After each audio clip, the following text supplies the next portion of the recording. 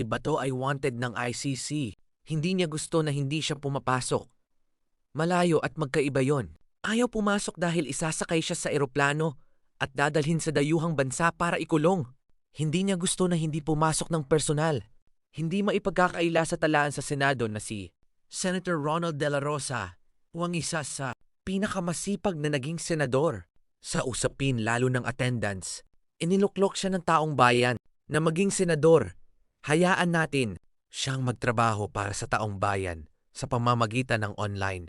Pangulo na nga ng Estados Unidos de America Donald Trump ang nagsabi, ang International Criminal Court ay isang ilitimo at may motibong politikal na burokrasya.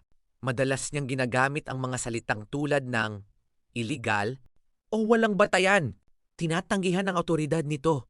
Itinuturing niya ang mga hakbang ng korte bilang isang direktang banta sa pambansang soberanya. Saan ba hindi maliwanag? Hindi kagustuhan ni Bato ang hindi pumasok.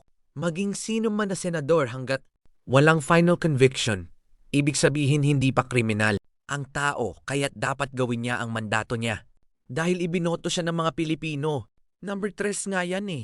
Mas marami ang boto niya kaysa sa marami sa inyo. Sinasaklawan niyo ang kapangyarihan na ibinigay sa kanya ng taong bayan para maging boses nila. Ang isang tao ay itinuturing na walang sala hanggat hindi na patutunayang nagkasala. Ito ang pangunahing prinsipyo ng batas na kilala sa Ingles bilang presumption of innocence. Huwag nating guluhin ang mga Pilipino. Mas marami ang bumoto sa kanya para manungkulan.